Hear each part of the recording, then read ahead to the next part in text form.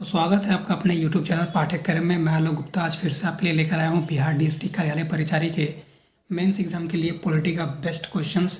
Already हम लोग part 1, 2, 3 complete कर चुके हैं। ये लास्ट पार्ट हमारा पार्ट 4 है जिसमें हम पॉलिटी के कंप्लीट सिलेबस को ख़त्म करने वाले हैं, जिसमें हमने पार्ट 1, 2 में कुछ बेसिक क्वेश्चन करवाया, पार्ट 3 में मैंने कुछ एडवांस क्वेश्चन करवाया और ये पार्ट 4 भी आपका एडवांस क्वेश्चन का ही है।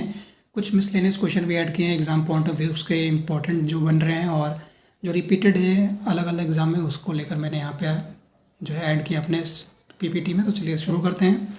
जवाहर रोजगार योजना ये आपका ग्राम पंचायत के लिए लागू किया गया था। उसके बाद which one of the following state started Panchayati Raj institution soon after the 73rd मतलब कि 73वें संविधान संशोधन के बाद जो है सबसे पहले कहाँ पे पंचायती राज को इनेक्ट किया गया था। तो उसका सही आंसर कर्नाटका है, लेकिन अगर कर्नाटका आपके ऑप्शन में नहीं रहे, इसके जगह पे मध्य प्रदेश रहे, तो आप उसको भी सही करके आ सकते हैं, वो भी सही ऑप्शन होगा। इंडिया ऑफिशियल लैंग्वेज पॉलिसी जो है किस चीज़ को बढ़ावा देता है? बढ़ावा देता है हिंदी को, और इंग्लिश को जो है एसोसिएट लैंग्वेज माना जाता है। पंचायती राज इंडिया रिप्रेजेंट्स किस चीज़ को रिप्रेजेंट करते हैं? पावर के डिसेंट्रलाइजेशन का। और न्याय पंचायत जो है वो आपका न्याय पंचायत जो है सिस्टम पंचायती राज का, उसका पावर किस क्षेत्र में नहीं है? तो जम्मू कश्मीर में जो है उसका कोई पावर नहीं दिया गया है न्याय पंचायत को। What is the source of the revenue for the panchayat? Panchayat का जो राजस्व का स्रोत है वो मेनली कहाँ से मिलता है? तो सेंट्रल स्कीम जो होता है उसके ग्रांट्स के द्वारा ही पंचायत को सबसे ज़्यादा राजस्व मिलता है। पंचायती राज जो है वो किस स्तर पर गठन किया जाता है? तो विलेज, डिस्ट्रिक्ट और ब्लॉक तीनों स्तर पर जो है आपका ये गठन किया जाता है। विलेज सबसे नीचे हो गया, उसके ऊपर ब्लॉक, उसके ऊपर डिस्ट्रिक्ट, ऐसे करके होता है। पंचायती राज अंडर द विच शेड्यूल 11वें सूची में आपका जो है जिसका वर्णन है 29 सब्जेक्ट और 73वां संविधान संशोधन, सब याद रखिएगा। When was the first finance commission of constitute? पहला वित्त आयोग का गठन 1951 में किया गया था, और आपके जो पहले इसके वित्त आयोग के आपका चेयरमैन थे वो केसी नियोगी थे, याद रखिएगा उसको। In which of the following does not the subject cooperative society fall? Cooperative society जो है वो किस लिस्ट के अंतर्गत आते हैं? स्टेट लिस्ट के अंतर्गत आते हैं। आर्टिकल 346 हो जाएगा इसका।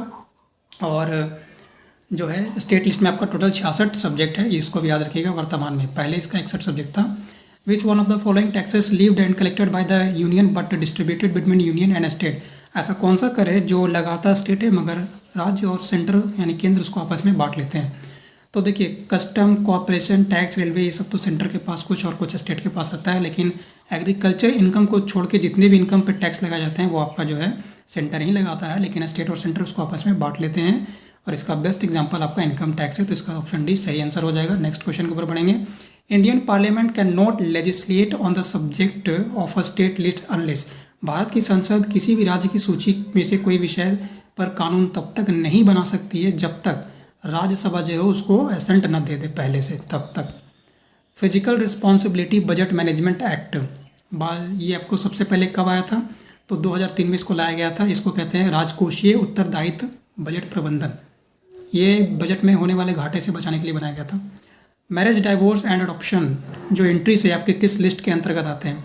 तो देखिए आपका ये कंक्यूरेंट लिस्ट के अंतर्गत आता है। इसमें आपका राज्य और जो है वो सेंटर दोनों ही एक्ट कानून बना सकता है, लेकिन बेसिकली अगर बात करें तो स्टेट लिस्ट इसका सही आंसर हो जाएगा, क्योंकि मैरिज, डाइवोर्स को लेकर के अलग अलग राज्य में अलग अलग कानून होते हैं, तो इसका सही आंसर आप स्टेट लिस्ट कर सकते हैं। बट अगर ऑप्शन में आपका ऑलरेडी कॉन्क्यूरेंट लिस्ट दिया हुआ है तो सही आंसर आपका जो है वो कॉन्क्यूरेंट लिस्ट ही होगा, स्टेट लिस्ट नहीं होगा। नहीं दिया हुआ रहेगा तब आपका स्टेट लिस्ट में जा सकते हैं, नहीं तो कॉन्क्यूरेंट लिस्ट का सही आंसर है, वो याद रखिएगा।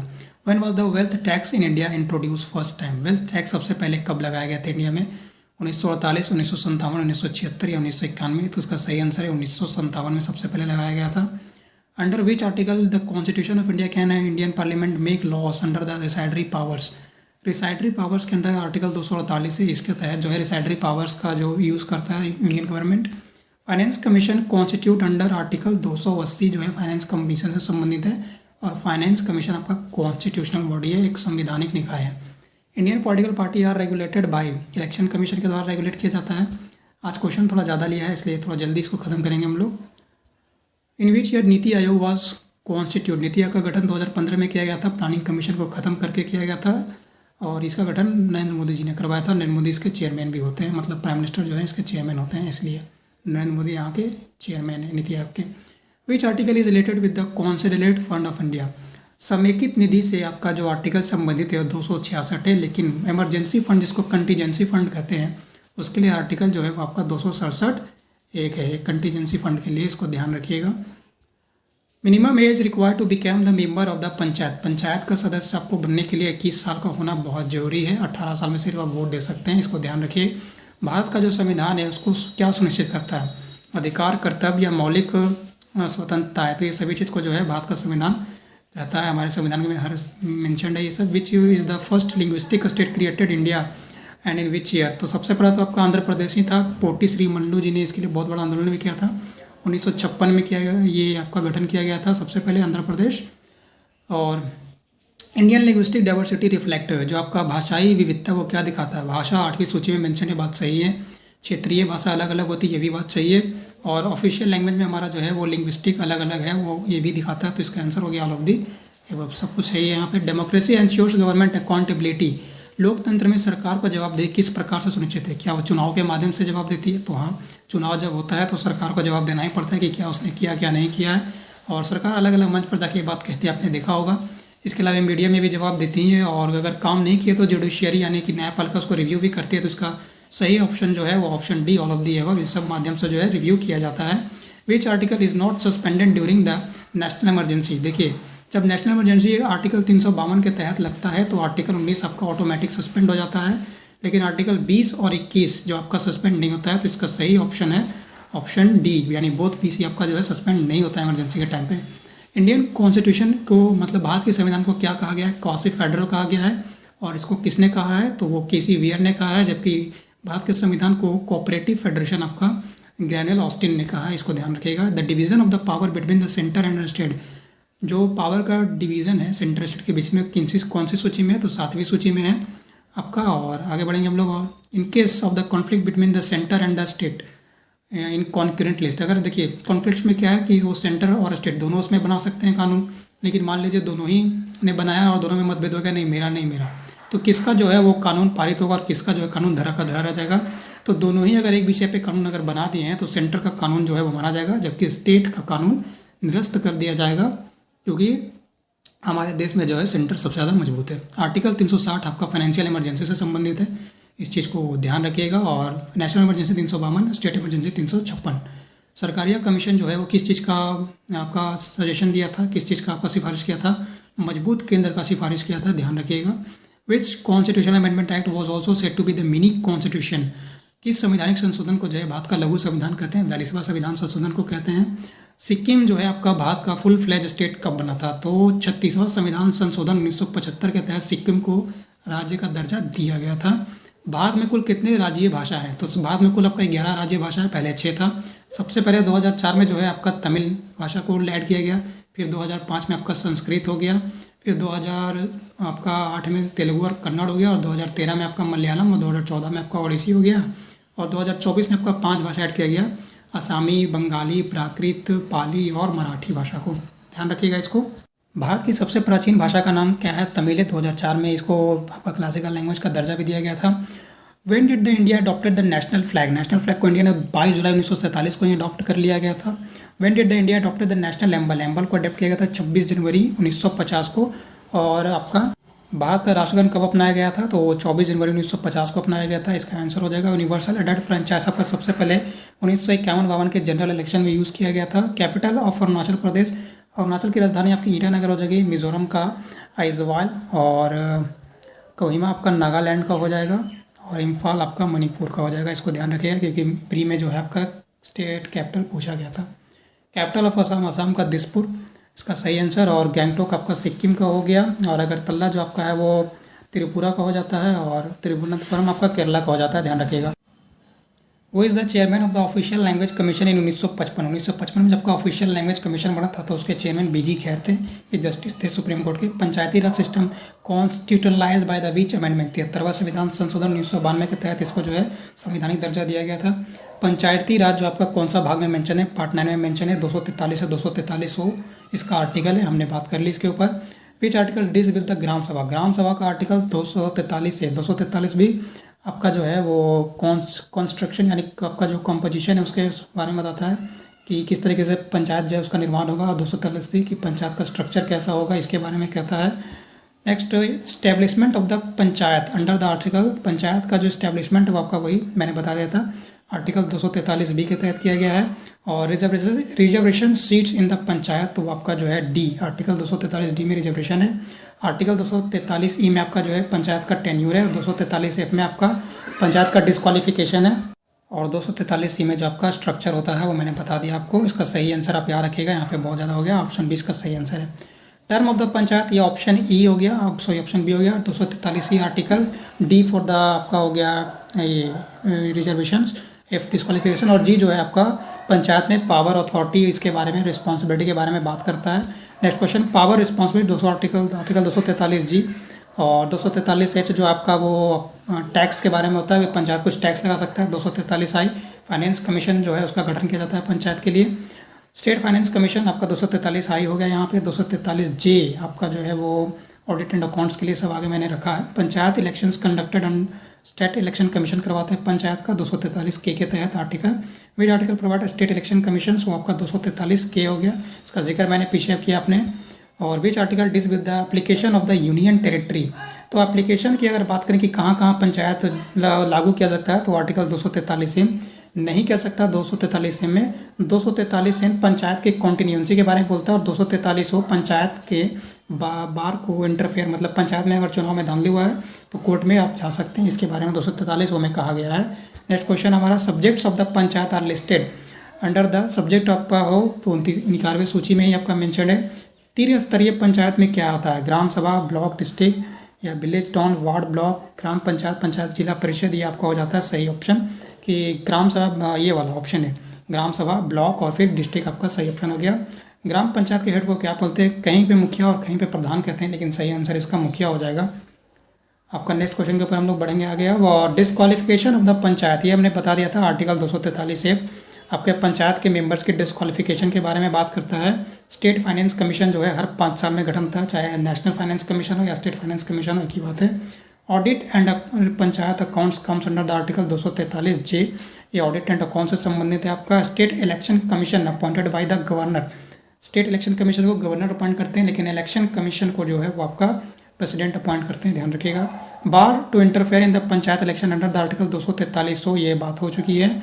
और 329 में मैंने बताया था कि इलेक्ट्रॉल मैटर्स अगर कहीं पे कुछ हो रहा है, मतलब चुनाव में कुछ उलटफेर हुआ तो उसके लिए बाहर में कोर्ट में जाया जा सकता है। कॉन्टिन्यूएंस जो है ये भी मैंने बता दिया कि पंचायत की मौजूदा पंचायत को निरंतर बनाए रखना, ये आर्टिकल 243 एन में कहा गया है। विच areas excluded from the Panchayati Raj, schedule area को पंचायत राज से हटा दिया गया। 10 राज्य के बारे में मैंने आपको बताया, जिसको पेशा एक्ट 1996 के तहत जो है शेड्यूल एरिया में रखा गया है। Which article deals with not applicable to the union territory, 243 M, इसके बारे में भी हमने बात कर लिया।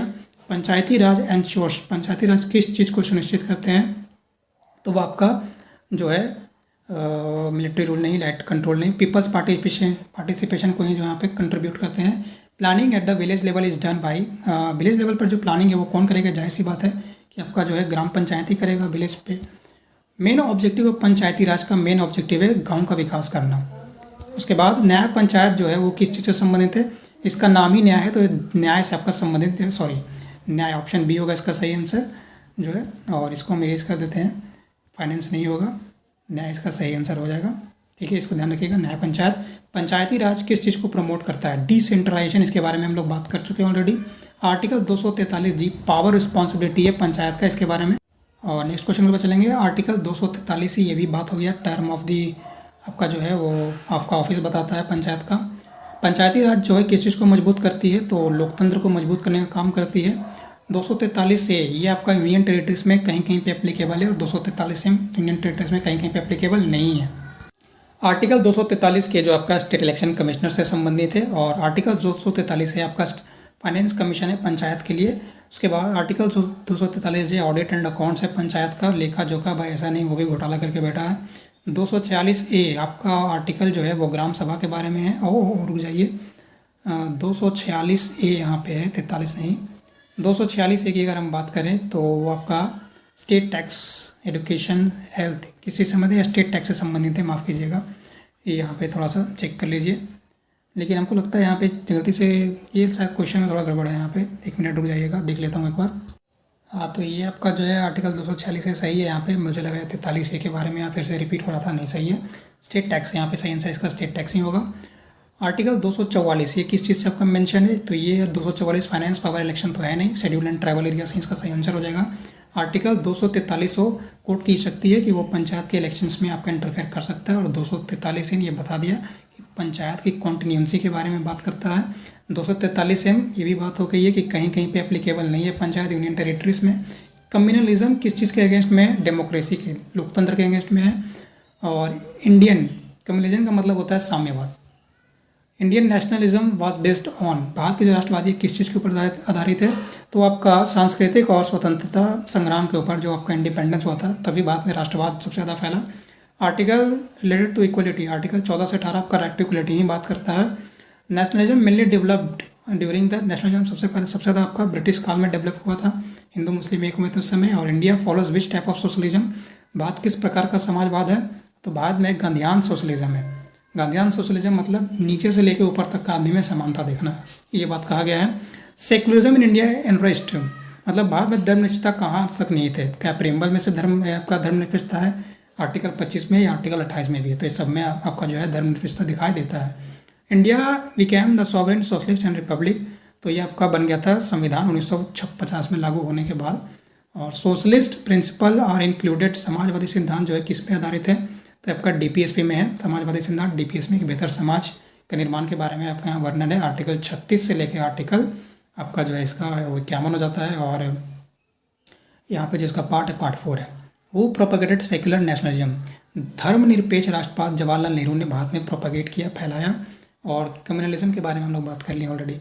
मार्क्सिस्ट सोशलिज्म किस पर जोर देता है? वर्ग यानी क्लास, जैसे आपको upper class, middle class, lower class, गरीब अमीर, इकोनॉमिकली दिखता है ये। गांधीयान सोशलिज्म इन्फेस्ट, गांधी जी का जो समाजवाद है वो कहाँ पे जोर देता है? तो विलेज डेवलपमेंट के ऊपर ज़्यादा जोर देता है। इंडियन सेकुलरिज्म, भारत का जो धर्मनिरपेक्षता है वो किस चीज़ के ऊपर आधारित है? क्या वो राज का धर्म के ऊपर है या सभी धर्मों के समान? तो इसका सही आंसर हो जाएगा कि सभी धर्मों में भारत जो है समानता दिखता है। कम्युनल राइट्स कब होता है? जब रिलीजियस इंटॉलरेंस होता है, धार्मिक असहिष्णुता होता है, वहीं पे आपको धार्मिक दंगे या सांप्रदायिक दंगे देखने को मिलेंगे। वैसे इसका और कॉज भी हो सकता है कि इकोनॉमिक डिस्पैरिटी के कारण आपको सांप्रदायिक दंगे ज़्यादा नहीं देखने मिलते हैं। पॉलिटिकल कॉन्स्पिरेंसी हो सकता है, लेकिन लोकतंत्र में अगर हम ये बात करेंगे तो गलत हो जाएगा। नेक्स्ट क्वेश्चन के ऊपर बढ़ेंगे हम लोग। इंडियन नेशनलिज्म अपोज, भारत का जो राष्ट्रवाद है किस चीज़ का विरोध करता है? तो वो आपका कॉलोनियल रूल का विरोध करता है, उपनिवेशी को। इंडियन कॉन्स्टिट्यूशन प्रोवाइड, भारत का जो है संविधान क्या प्रदान करता है? समाजवाद को, धर्मनिरपेक्षता को या लोकतंत्र को? तो ये सभी चीज़ को जो है करता है। Who said India is the nation of the Nations, ये जवाहरलाल नेहरू ने कहा था कि भारत राष्ट्रों का राष्ट्र है। पार्टीशन ऑफ इंडिया 1947 के बाद क्या हुआ था? तो सांप्रदायिक दंगे हुए थे, डायरेक्ट एक्शन डे। आर्टिकल 16 आपका किस चीज़ से संबंधित है? पब्लिक ऑफिस में आपका सबको बराबर जो है काम मिलने का, आपका यहाँ पे रोजगार का समानता दिया गया। और आर्टिकल 15 जो है आपको डिस्क्रिमिनेशन नहीं करना है किसी भी धर्म, जाति, बर्थ, ये सब चीज़ के आधार के ऊपर। इसके बाद नेक्स्ट क्वेश्चन, कम्युनलिज्म किस चीज़ को कमज़ोर करता है? सांप्रदायिकता जो है, राष्ट्रीय एकता, लोकतंत्र और सामाजिक समस्याएं जो उन सबको जो है वो कम करता है। सोशलिस्ट पैटर्न जो इंडिया है वो किस चीज़ के ऊपर आधारित है? पब्लिक वेलफेयर के ऊपर आधारित है, जन कल्याण करना है सोशलिस्ट में इंडिया का मतलब। उसके बाद सेक्युलरिज्म एंश्योर्स, किस चीज़ की जो है वहाँ पे धर्मनिरपेक्षता सुनिश्चित करता है? तो वो आपका हो गया रिलीजियस इक्वलिटी को यहाँ पे करता है। डायरेक्ट एक्शन मुस्लिम लीग ने कम्युनल राइट्स को बढ़ावा दिया यहाँ पे। 303 हिंदू मुस्लिम यूनिटी जो है, तो हिंदू मुस्लिम की एकता पर जोर आपका जो है महात्मा गांधी जी ने दिया था, खास करके आपका जो वहाँ पे लखनऊ पैक्ट हुआ था, ध्यान रखिएगा। आर्टिकल 38 किस चीज़ को प्रमोट करता है? तो स्टेट प्रमोट सोशल वेलफेयर, मतलब राज्य एक बढ़िया निर्माण करे, राज्य का मतलब राज्य जो है एक बढ़िया राष्ट्र का निर्माण करे। इंडियाज नेशनलिज्म, भारत का जो राष्ट्रवाद है किस चीज़ के ऊपर आधारित है? इसकी भी बात हो गई हम लोग कि वो कल्चर डेमोक्रेसी के ऊपर आधारित है आपका, सिर्फ धर्म के ऊपर नहीं है या फिर कुछ और। Social justice is a part of, सामाजिक न्याय किस चीज़ के ऊपर है? तो सामाजिक न्याय भी आपका जो है वो डीपीएसपी, फंडामेंटल राइट्स और फंडामेंटल ड्यूटी, ये सब के ऊपर आधारित है। इसमें सब में आपका वर्णन कहीं ना कहीं किया हुआ है कि समाज में सबको बराबर अधिकार दिया जाएगा। इंडियन कॉन्स्टिट्यूशन, भारत का जो संविधान है उसका प्रावधान में क्या क्या है? तो ये तीनों चीज़ें, समाजवाद, धर्मनिरपेक्षता और लोकतंत्र, ये तीनों बातें कहेंगे हमारे संविधान में। और इंडियन नेशनलिज्म, भारत का जो राष्ट्रवाद है किस चीज़ का विरोध करता है? और ये भी बात हो गया कि ब्रिटिश कॉलोनियलिज्म का जो है वो यहाँ पे आपका जो टोटली जो है आपका खंडन करता है। आर्टिकल 229 ये क्या कहता है? Protection of the cultural and educational rights of the minorities. Next question में आर्टिकल 28 ये आपका फ्रीडम रिलीजियस इंस्ट्रक्शन स्कूल्स, मतलब कि स्कूलों में धार्मिक शिक्षा देने के लिए जो है स्वतंत्रता देता है, लेकिन ऐसा नहीं, ऐसा स्कूल नहीं जिसको खुद स्टेट मतलब राज्य सरकार चला रही हो। जहाँ पे ये स्कूल ऐसा बनाया गया है जहाँ पे धार्मिक शिक्षा दी जा रही है, सिर्फ वहीं पे ये निहित है। आर्टिकल 38 आपका जो है सोशल वेलफेयर को प्रमोट करता है, ये बात हो गया है। इंडियन नेशनल में से ये भी बात हो गया है, बार बार इसके ऊपर क्या बात करना। आर्टिकल 45 आपका जो है, हाँ ये आपका जो है 6 साल तक के बच्चों को free and compulsory education provide करता है as per as the DPSP, not for fundamental rights के अंदर नहीं है ये। और आर्टिकल 40 जो आपका विलेज में पंचायत मतलब और विलेज पंचायत गठन करने का बात कहा गया, DPSP का पार्ट है। और आर्टिकल 46 जो आपका है वो एजुकेशनल और इकोनॉमिक इंटरेस्ट को प्रमोट करता है SC ST के कम्युनिटी के लिए। 51A ये आपका फंडामेंटल ड्यूटी से संबंधित है। 11 फंडामेंटल ड्यूटी है। 11वां जो है आपका 86वें संविधान संशोधन 2002 से जोड़ा गया था। आर्टिकल 30 आपका जो है, आर्टिकल 30 जो आपका है माइनॉरिटीज़ राइट्स को इंस्टीट्यूशन इस्टेब्लिश करने के लिए बारे में कहता है। और आर्टिकल 29 जो है आपका फंडामेंटल राइट है ये। आर्टिकल 29 जो है वो आपका माइनॉरिटीज़ को जो है वहाँ पे हितों की संरक्षण की बात वहाँ पे कही गई है, और यहाँ पे उनको शैक्षणिक संस्थान स्थापना करने की बात कही गई है आर्टिकल 30 में। आर्टिकल 19 ये क्या कहता है, फ्रीडम ऑफ स्पीच और एक्सप्रेशन एसोसिएशन इससे है। आर्टिकल 21 ये आपका right to life and personal liberty के बारे में है, जबकि आर्टिकल 21A जो आपका है वो एजुकेशन से रिलेटेड है। Uniform civil code article 44 DPSP का पार्ट है, और DPSP जो है आपका पार्ट 4 में आता है। डायरेक्टिव प्रिंसिपल स्टेट पॉलिसीज़ का पूरा नाम हो गया। फंडामेंटल राइट्स आपका जो है वो पार्ट 3 का है, जिसको मूल अधिकार यानी मौलिक अधिकार कहते हैं। और इसके साथ आपका जो है ये पॉलिटी का पूरा सेक्शन ख़त्म होता है। लेकिन एक चीज़ जो इसमें याद रखना है वो ऑफिशियल लैंग्वेज। क्या याद रखना है, इसका चेयरमैन BG खैर याद रखना है, चेयरमैन है। आर्टिकल 343 से 351 और पार्ट 17 के अंदर ये आता है। 343 याद रखिएगा, बोलते जाना, ध्यान से सुन लीजिए, थोड़ा धीरे बोलूँगा। आर्टिकल 343 में कि देश का एक भाषा है जो हिंदी और इंग्लिश माना गया है ऑफिशियल लैंग्वेज के रूप में। इंग्लिश एसोसिएट लैंग्वेज है और हिंदी आपका मेन लैंग्वेज हो गया। 345 में राज्य की भाषा, राज्य 2 से ज़्यादा भाषा को अडॉप्ट कर सकता है। 346 में कंक्यूरेंट लिस्ट, स्टेट लिस्ट और यूनियन लिस्ट के बारे में कहा गया है। 346 के बाद 348 में हाईकोर्ट सुप्रीम कोर्ट का भाषा है जो अंग्रेजी है। और 348 के बाद 349 में कि केंद्र जो है प्रेसिडेंट उस पर आपका बिल को मतलब प्रेसिडेंट जो है किसी भाषा का डिमांड आपको उत्पन्न हो रहा है उसको आप एसेंट देके जो है राज्य भाषा दे सकते हैं। बस इतना ही आर्टिकल ध्यान में रखिएगा और आपका पॉलिटी का पूरा सेक्शन अब खत्म होता है। वीडियो अच्छा लगा हो तो इसको लाइक करिए, चैनल को सब्सक्राइब कीजिए। जिसने पार्ट 1, 2, 3 नहीं देखा है वो देख लीजिएगा एक बार। और इसके बाद जो है मैं साइंस का सेक्शन शुरू करूँगा as per is your syllabus. Science में भी आपको 12-13 टॉपिक पढ़ना है, मैं उसका भी जल्दी ही सेक्शन आपका लेके आने वाला हूँ। और अगर आप चाहते हैं कि साइंस का वीडियो भी जल्दी शुरू हो तो उसके लिए आप कमेंट में साइंस साइंस साइंस लिख दीजिएगा, मैं समझ जाऊँगा। और जैसा कि आप देख रहे हो कि अभी BSSC में जो है बहुत उथल पुथल चल रहा है और वहाँ के जो आपके चेयरमैन है उन्होंने भी रिज़ाइन कर दिया अपने पोस्ट से, तो हो सकता है एग्ज़ाम आपका डिले हो। जिस तरीके से आपका खेला चल रहा है BSSC इंटर लेवल का एग्ज़ाम के लिए, तो मे भी हो, लेकिन मैं दुआ करूँगा कि ऐसा कुछ भी नहीं हो। भले ही से मैं आपको पूरा कंटेंट नहीं पढ़ा पाया अपने टाइम के अकॉर्डिंग, तो क्योंकि मैंने सिलेबस से अपना चैनल ही 2025 के दिसंबर में शुरू किया था, तो जितना टाइम मिला मैंने इतना कवर किया है। आप पॉलिटी पूरा देख लीजिएगा, इससे बाहर आपका कोई क्वेश्चन नहीं आने वाला है। मगर एग्ज़ाम अगर डिले होता है तो जितना भी टॉपिक हम कवर कर पाएंगे उसको हम ज़रूर कवर करेंगे। आप सबका सिलेक्शन हो जाए ऐसा मेरा आपके साथ जो है वो ब्लेसिंग्स है। धन्यवाद हमारे चैनल से जुड़े रहने के लिए, बहुत बहुत थैंक यू।